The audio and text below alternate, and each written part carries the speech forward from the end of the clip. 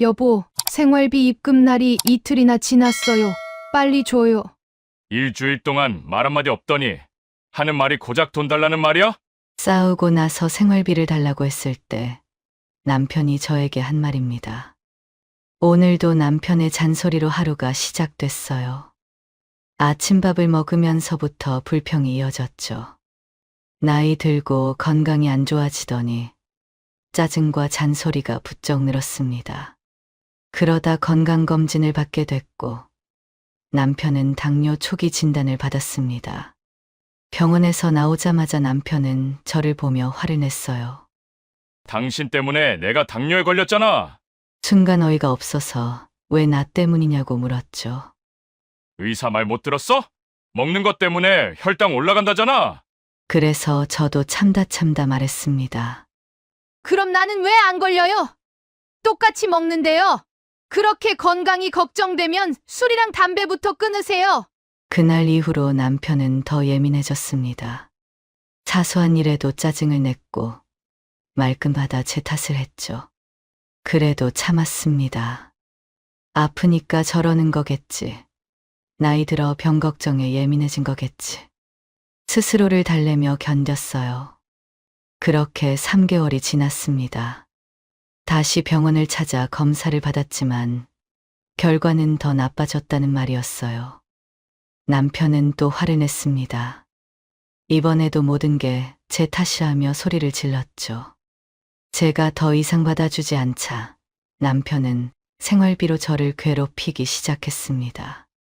다른 건 다 참아도 돈으로 사람을 무시하는 건 정말 참을 수가 없었습니다. 그래서 결심했습니다. 6개월 동안 이어온 당뇨 식단, 이제 그만두기로요.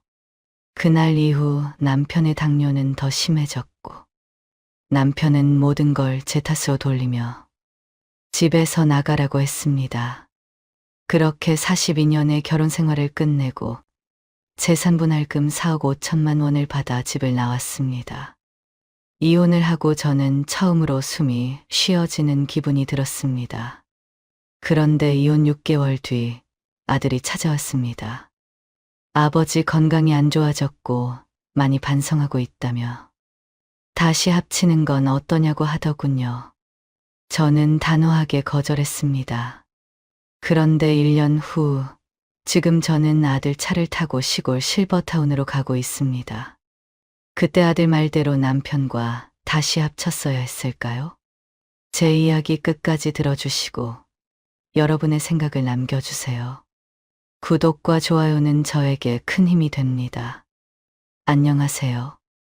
저는 70살 윤경자입니다. 오늘도 남편의 잔소리로 하루가 시작됐어요. 아침밥 한 숟가락 뜨면서부터 시작하죠. 밥이 질다, 국이 싱겁다, 김치가 덜 익었다. 끝이 없습니다.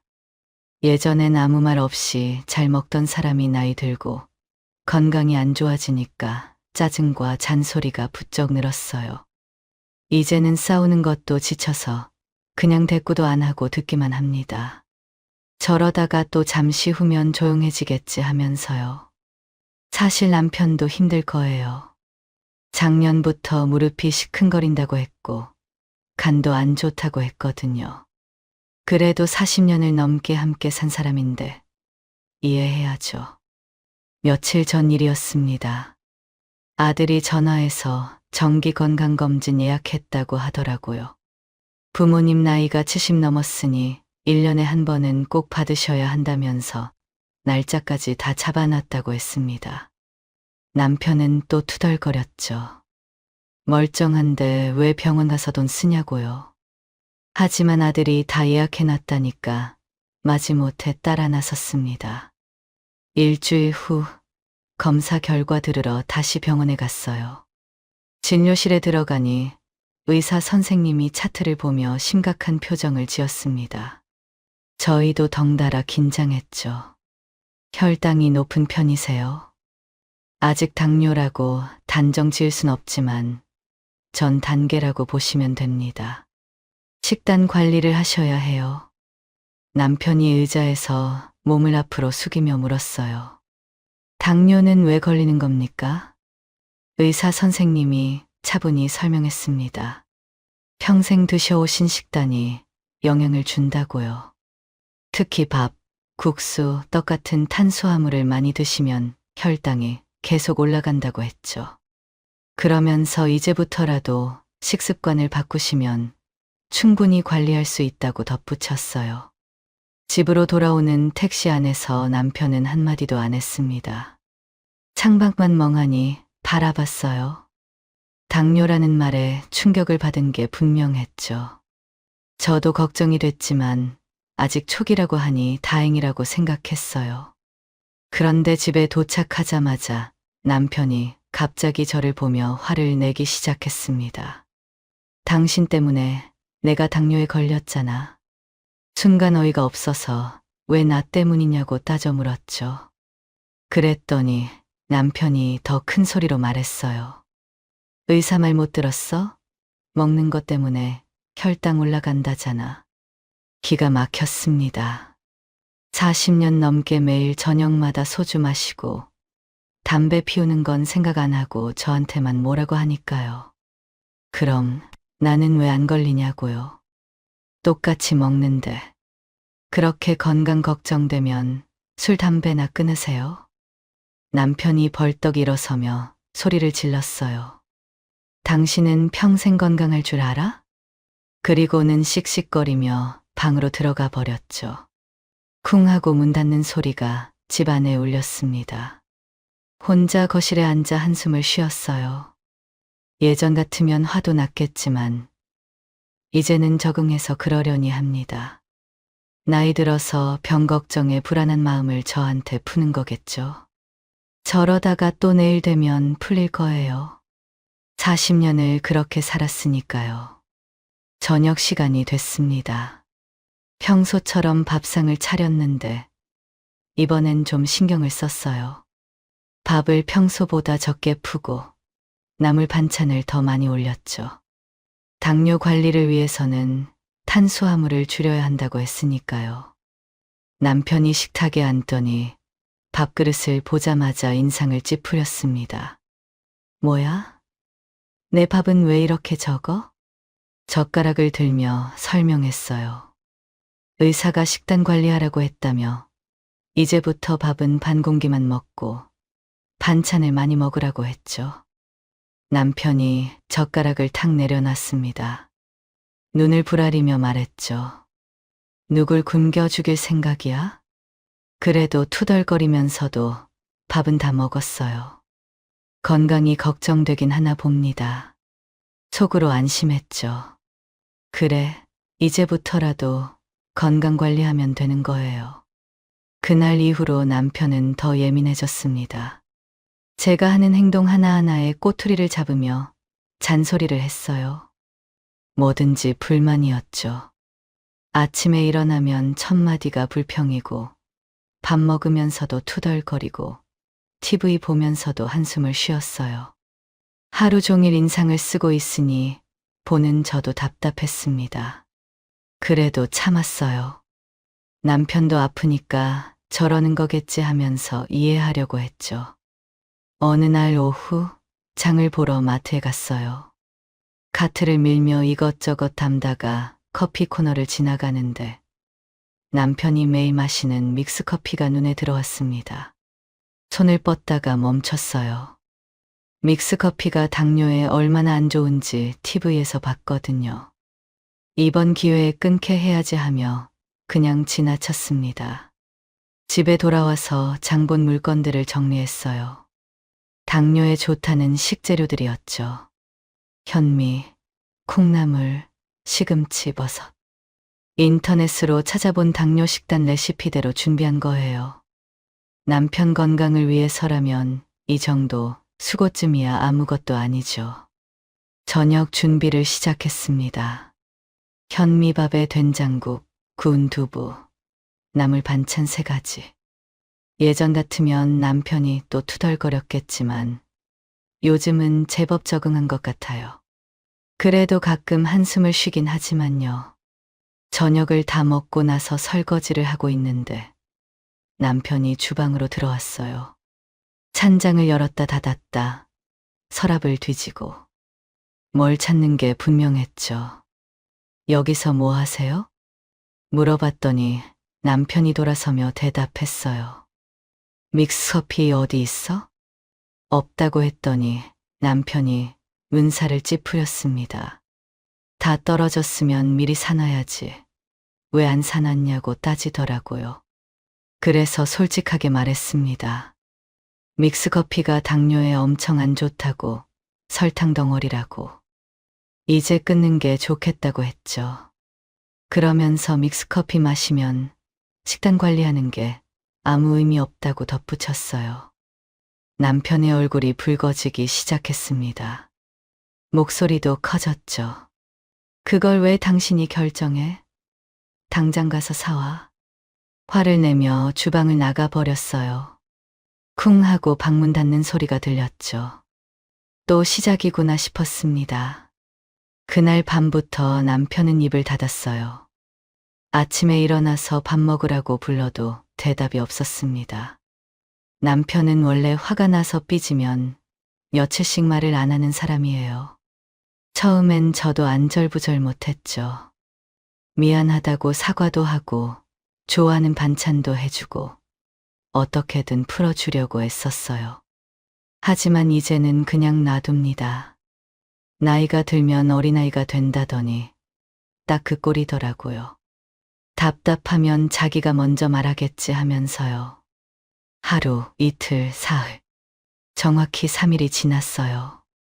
아침에 밥상을 차려놓고 신문을 보고 있는데 남편이 먼저 말을 걸었습니다. 간장이 떨어졌다면서요. 아, 드디어 말문이 트였구나. 속으로 안심했죠. 그래요? 장 보러 갈 때 사올게요. 아무렇지 않게 대답했어요. 그렇게 또 일상으로 돌아왔습니다.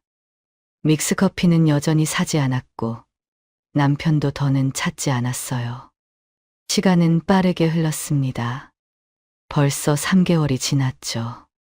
다시 병원에 가서 당뇨 검사를 받을 때가 됐습니다.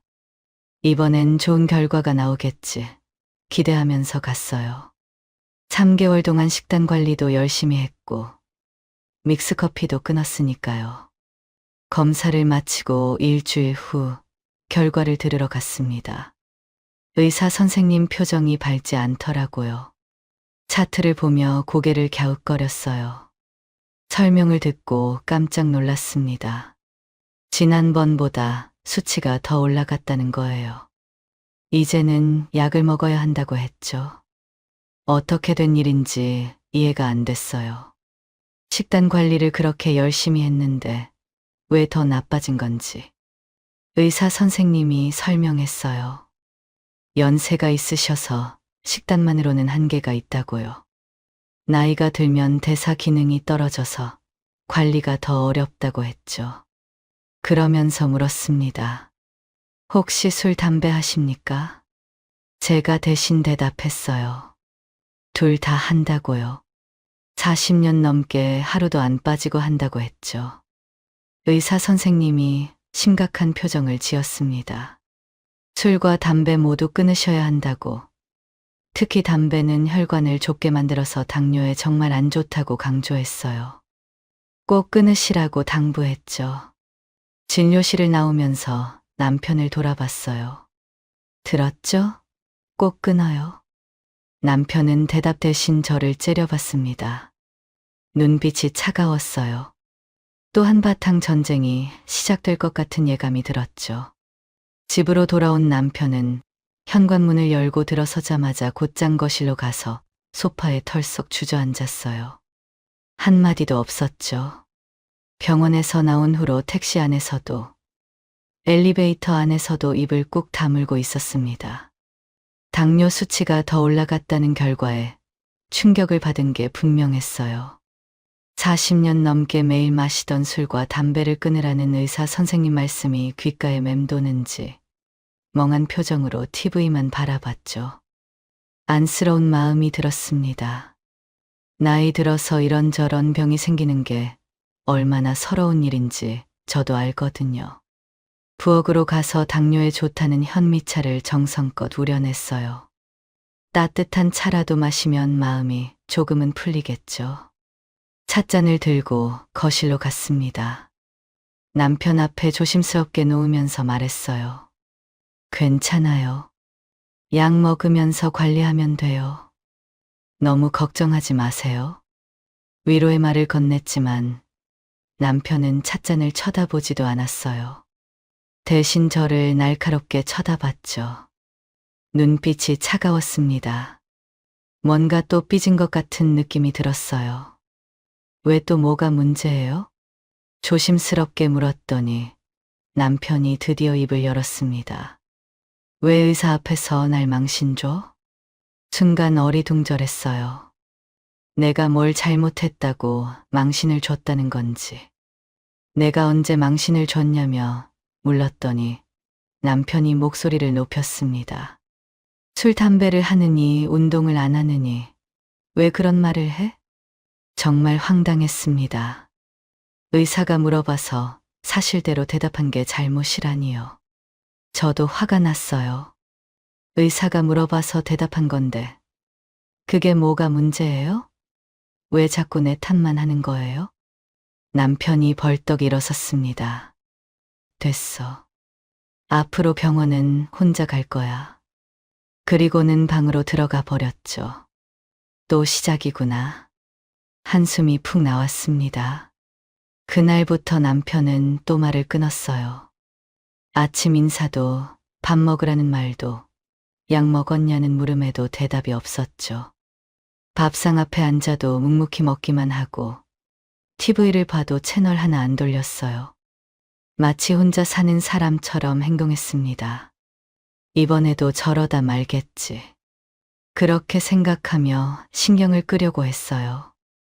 어차피 며칠 지나면 답답해서 먼저 말을 걸어올 테니까요. 그런데 이번엔 좀 달랐어요. 보통은 3일 정도면 풀렸는데 5일이 지나도 여전히 말이 없었습니다. 오늘은 특별한 날이었어요. 매달 25일 생활비를 받는 날이거든요. 아무리 싸우고 삐졌어도 생활비만은 꼬박꼬박 입금해줬으니까 걱정은 안 했죠. 아침부터 핸드폰을 확인했습니다. 아직 문자가 없네. 점심때쯤 되면 오겠지. 그런데 점심이 지나도 오후가 되어도 입금 문자는 오지 않았어요. 삐져서 말도 안 하는 사람한테 먼저 생활비 얘기를 꺼내기는 뭐했어요. 자존심도 있고 또 괜히 약 올릴 것 같아서요. 하루 이틀 늦어도 괜찮겠지. 그렇게 참기로 했습니다. 다음 날도 입금은 없었고 그 다음 날 아침도 마찬가지였어요. 이제는 정말 걱정이 됐습니다. 냉장고에 반찬거리도 떨어져 가고 쌀도 얼마 안 남았거든요. 더는 기다릴 수가 없었어요. 아침상을 차려놓고 남편이 식탁에 앉기를 기다렸습니다. 젓가락을 들기 전에 용기를 내서 말했어요. 생활비 입금 날이 이틀이나 지났어요. 빨리 줘요. 일주일 만에 처음으로 남편과 눈이 마주쳤습니다. 그런데 돌아온 대답이 기가 막혔어요. 일주일 동안 말 한마디 없더니 하는 말이 돈 달라는 말이야? 순간 열이 확 올라왔지만 참았습니다. 지금은 싸울 때가 아니에요. 당장 생활비가 필요했으니까요. 그럼 생활비가 없어서 장도 못 보는데 어떻냐며 빨리 달라고 했습니다. 남편은 줄 테니깐 당장 나가라고 말했고 그 말에 얼른 방을 나왔습니다. 거실에서 입금 문자를 기다렸죠. 30분이 지나도 1시간이 지나도 문자는 오지 않았어요. 점심때가 되어서도 마찬가지였습니다. 다음 날 아침 참다 못해 다시 물었어요. 왜 아직도 입금이 안 됐냐고요. 준다고 했잖아. 그뿐이었어요. 언제 준다는 건지 왜 안 주는 건지 설명도 없었죠. 돈으로 치사하게 이러지 말고 빨리 입금해달라고 말했습니다. 그러자 남편이 숟가락을 놓고 저를 봤어요. 나한테 사과할 거 없어? 또 시작이구나 싶었습니다. 무슨 사과냐고 묻자 남편은 고개를 저으며 아니야 라고만 했어요. 결국 그날도 오전이 다 지나도록 입금은 되지 않았습니다. 점심 지나고 장을 보러 가야 한다고, 당장 돈이 필요하다고 계속 쫓아다니며 얘기했어요. 방 앞에서도 말하고, 화장실 앞에서도 기다렸다가 말하고, 결국 오후 2시가 넘어서야 겨우 입금 문자가 왔습니다. 이 돈을 받기 위해 자존심을 다 버린 것 같아 서러웠습니다. 3개월이 지났습니다. 그동안 남편은 약을 꾸준히 먹었고, 저도 당뇨 식단을 계속 유지했어요. 술과 담배는 여전했지만, 그래도 양은 조금 줄인 것 같았죠. 병원에 다시 가서 검사를 받았는데, 다행히 수치가 더 나빠지지는 않았습니다. 약이 효과가 있는 모양이에요. 검사 결과를 듣고 안심이 됐죠.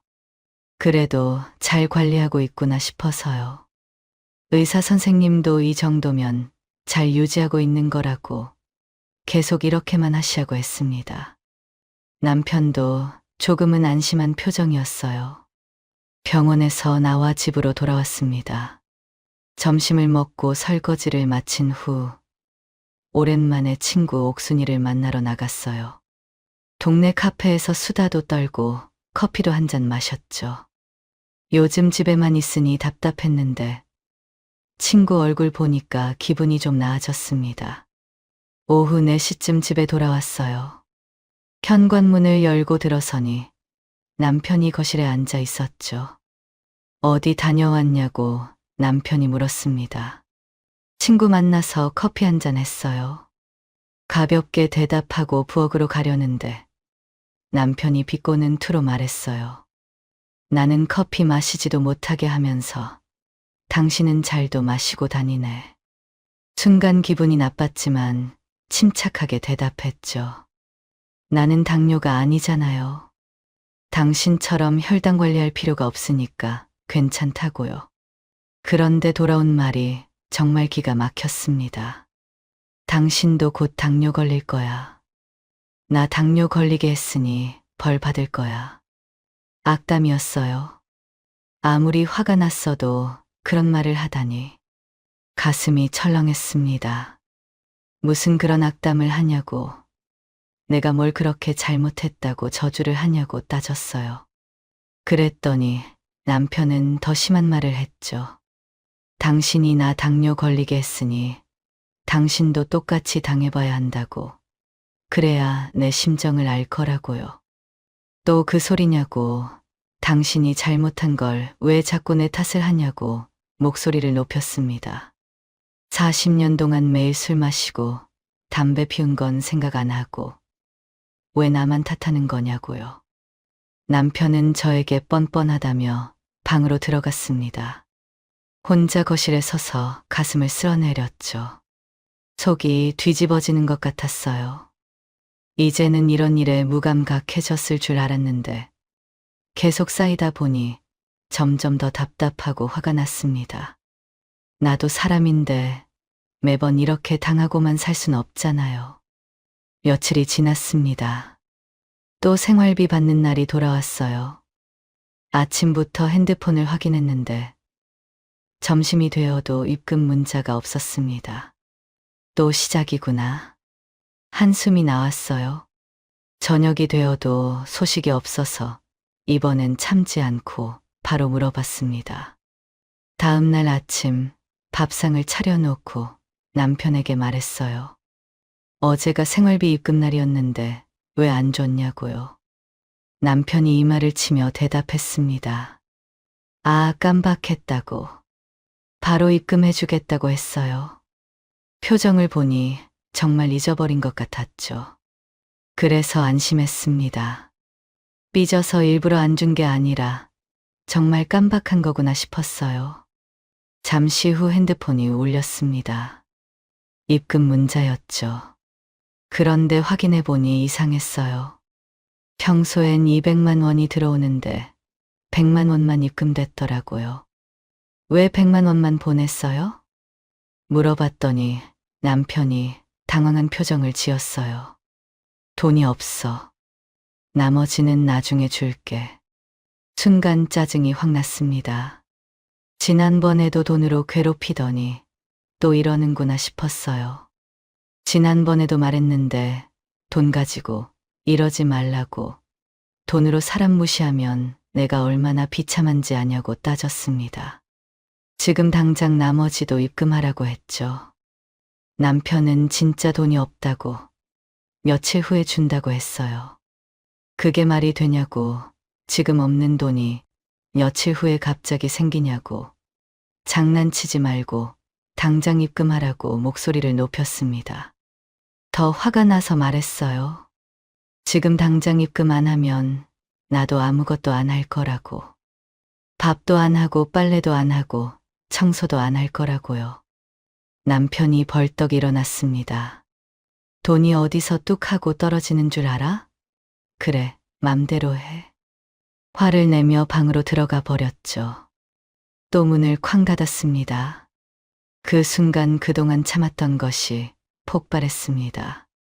다른 건 다 참을 수 있어도 돈으로 자존심을 긁는 건 정말 용서할 수 없었습니다. 내가 무슨 죄를 지었다고 생활비로 이렇게 괴롭히는 건지. 그날 저녁 결심했습니다. 6개월 동안 이어온 당뇨 식단. 이제 그만두기로요. 왜 나만 희생해야 하는지 모르겠더라고요. 남편은 여전히 술 마시고 담배 피우는데 나만 참고 또 참으면서 살아야 하나요? 장을 보러 나갔다가 제가 좋아하는 반찬거리를 잔뜩 사왔습니다. 돼지고기, 젓갈, 김치찌개에 넣을 삼겹살. 오랜만에 제가 먹고 싶은 것들로 가득 채웠죠. 집에 돌아와서 신나게 요리했어요. 김치찌개는 삼겹살을 듬뿍 넣어서 푹 끓였고 제육볶음도 만들었습니다. 멸치볶음엔 설탕도 넣고 계란말이도 했죠. 밥도 평소처럼 수북이 담았어요. 당뇨 식단이라곤 찾아볼 수 없는 밥상이었습니다. 저녁 시간 남편이 식탁에 앉더니 밥상을 보고 눈이 휘둥그레졌어요. 이게 뭐야? 나 보고 당뇨 걸려 죽으라는 거야?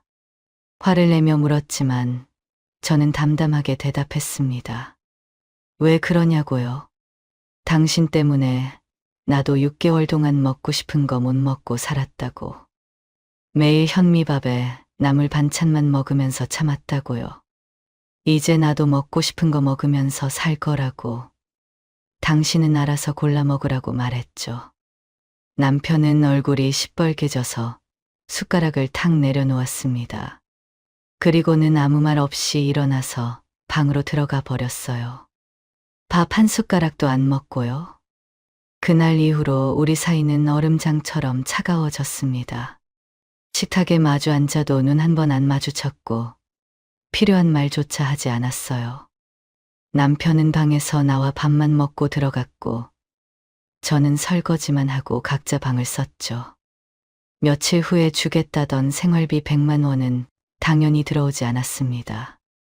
일주일이 지나도 보름이 지나도 소식이 없었어요. 물어볼 자존심도 없었고 물어봐도 또 싸움만 날 게 뻔했죠. 생활비가 부족해지니 장 보는 것도 조심스러워졌어요. 예전엔 반찬을 6가지, 7가지씩 했는데 이제는 밑반찬 2-3가지만 만들었습니다. 김치, 콩나물, 멸치볶음. 그것도 아껴서 조금씩만 상에 올렸죠. 남편은 반찬이 부실하다고 투덜거렸지만 듣는 척도 안 했어요. 생활비 안 주면서 뭘 바라는 건지. 한 달이 흘렀습니다. 생활비는 완전히 끊겼고 저는 그동안 조금씩 모아둔 비상금으로 버티고 있었어요. 통장 잔고가 줄어드는 걸 볼 때마다 가슴이 철렁했죠. 이 돈마저 떨어지면 어떻게 살아야 하나. 그동안 서로 말 한마디 없이 지냈는데 어느 날 아침 남편이 먼저 입을 열었습니다. 병원 가봐야겠어. 몸이 안 좋아. 한 달 만에 들은 남편 목소리였어요. 얼굴을 보니 안색이 정말 안 좋더라고요. 창백하고 수척해 보였죠. 같이 가기는 쉬었지만 그래도 40년을 산 정이 있는데 혼자 보내기엔 걱정이 됐습니다. 병원에 도착해서 접수하고 검사를 받았어요. 체열하고 소변 검사하고 1시간쯤 기다렸다가 의사 선생님을 만났죠. 의사 선생님이 검사 결과를 보더니 깜짝 놀랐습니다. 컴퓨터 화면을 다시 확인하고는 우리를 번갈아 봤어요. 지난번 검사에서는 약 드시고 잘 유지되고 있었는데 1달 만에 왜 이렇게 수치가 올라가셨죠? 저는 아무 말도 할 수 없었습니다. 제가 당뇨 식단을 중단한 걸 어떻게 말해요? 의사 선생님은 계속 설명했죠. 이렇게 관리가 안 되면 합병증이 올 수 있다고. 당뇨가 심해지면 손발이 저릿저릿하고 시력도 나빠질 수 있다고요. 식단 관리 잘하시고 약도 꼭 제때 드세요. 운동도 하셔야 합니다. 진료실을 나와 약국에서 약을 타고 집으로 왔어요. 택시 안에서 남편은 한마디도 안 했습니다. 하지만 얼굴은 점점 붉어지고 있었죠. 폭발 직전의 화상 같았어요. 현관문을 닫자마자 남편이 폭발했습니다. 당신이 밥을 그따구로 주니까 당뇨가 나빠진 거 아니야. 반찬도 없고 먹을 게 뭐가 있어? 어이가 없었습니다. 자기가 생활비를 안 줘서 그런 건데 왜 또 제 탓을 하는 건지. 당신이 생활비 안 주니까 그런 거지. 왜 또 내 탓이에요? 돈도 없는데 뭘로 장을 봐요? 그 말에 남편은 꼴도 보기 싫으니까 나가라며 큰 소리를 쳤습니다. 저도 참았던 게 터져 나왔어요. 그래요. 나가죠. 나도 당신 투정 받아주는 거 지쳤어요. 그날 밤 침대에 누워 밤새 고민했습니다. 앞으로도 이런 식으로 살다가는 정말 제가 먼저 병들어 죽을 것 같았어요. 매일 싸우고 돈으로 괴롭히고 모든 걸 제 탓으로 돌리고 그렇다고 아픈 남편을 혼자 두고 나갈 수도 없었어요. 당뇨가 심해져서 혼자서는 제대로 관리도 못할 텐데 이러지도 저러지도 못하는 상황이었죠. 새벽에 일어나 통장을 확인했습니다.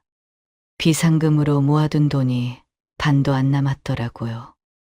이대로 가다간 정말 빈털터리가 될 것 같았어요. 그때 결심했습니다. 이혼하자고. 재산이라도 절반 받아서 나가면 적어도 먹고 살 수는 있을 테니까요. 다음 날 아침 남편 앞에 섰습니다. 등을 꼿꼿이 펴고 담담하게 말했어요. 이혼해요. 재산 절반만 주면 조용히 나가줄게요. 남편은 어이없다는 듯 코웃음을 쳤습니다. 뭐? 나를 병들게 해놓고 재산 절반을 달라고? 한 푼도 못 줘. 나가고 싶으면 그냥 나가. 예상했던 반응이었지만 그래도 서운했어요. 답답한 마음에 아들 집을 찾아갔습니다. 거실에 앉아 차를 마시며 그동안 있었던 일을 털어놨어요. 생활비 문제, 당뇨 악화, 이혼 결심까지. 퇴근하고 온 아들이 제 이야기를 듣더니 한숨을 쉬었습니다. 엄마, 그래도 아버지가 아프신데 혼자 두고 가시는 건 좀. 아들 말도 맞아요. 하지만 저도 할 말이 있었죠. 이대로 같이 있으면 내가 먼저 병들어 죽을 것 같다고. 매일 싸우고 돈으로 괴롭히고 이제 못 참겠다고요. 아들이 제 손을 잡으며 이해한다며 남편이랑 이야기해보겠다고 말했죠. 주말 아들이 집에 왔습니다.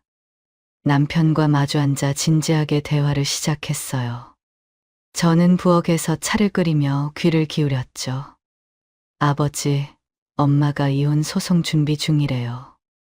법원 가면 어차피 재산분할 5대5로 나올 거예요.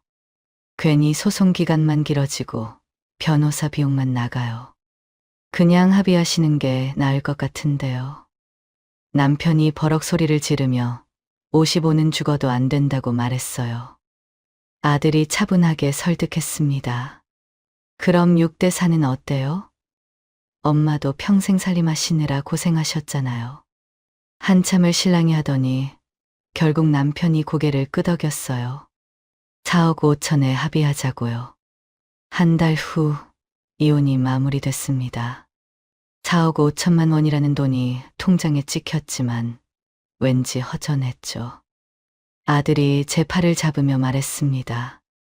엄마, 일단 소형 아파트라도 하나 사서 안정적으로 생활하세요.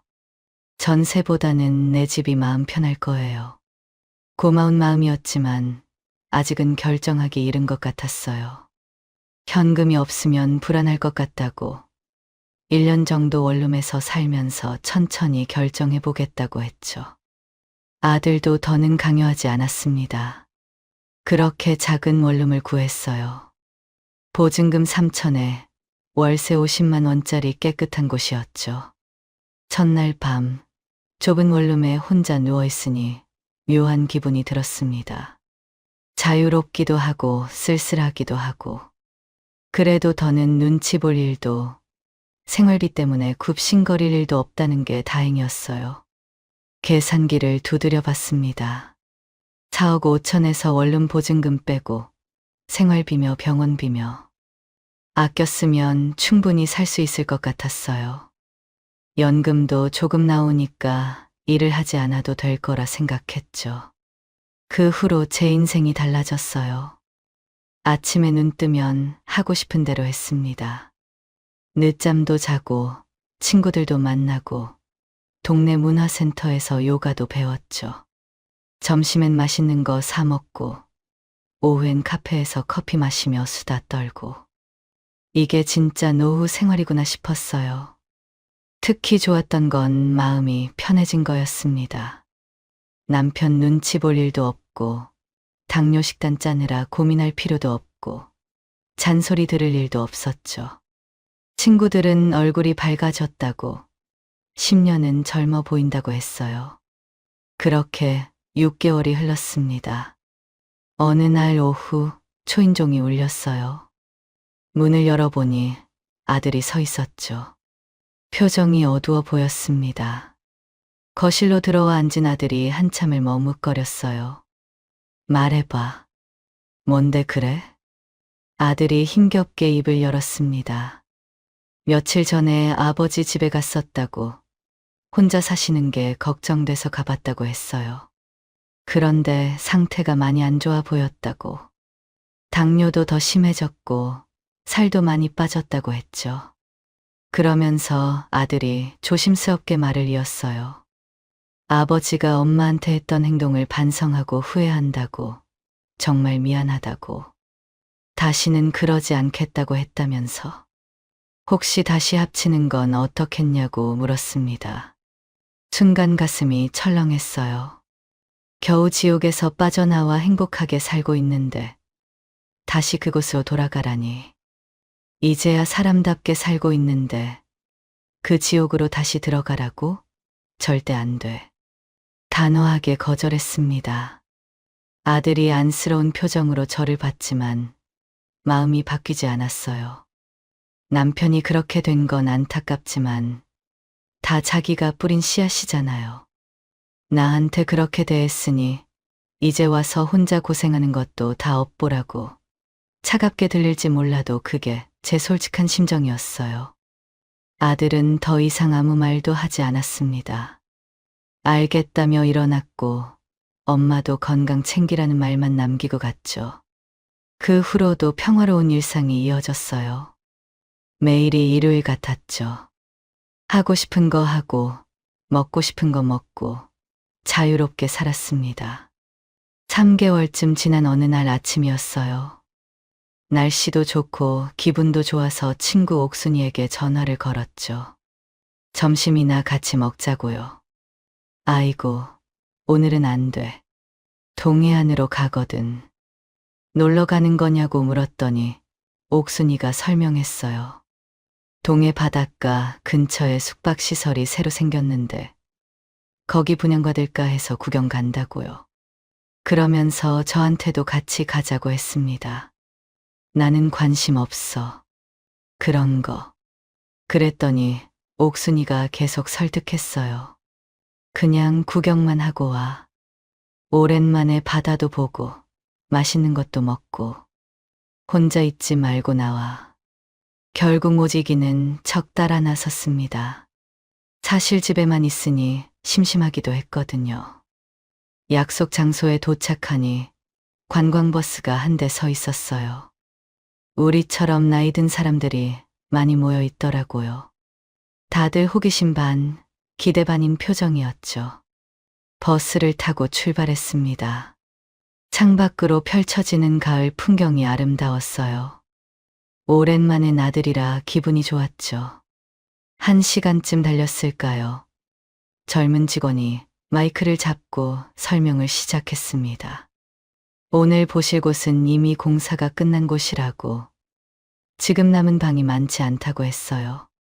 분양받으면 운영은 전문 회사가 맡아서 한다고, 1년 수익률은 8% 정도 예상한다고 설명했죠.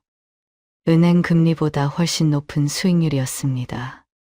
2시간쯤 달려 현장에 도착했어요. 버스에서 내리자마자 탄성이 나왔습니다. 정말 번듯한 건물이었어요. 호텔처럼 로비도 있고 프런트도 있고, 무엇보다 동해 바다가 한눈에 들어와서 경치가 끝내줬죠.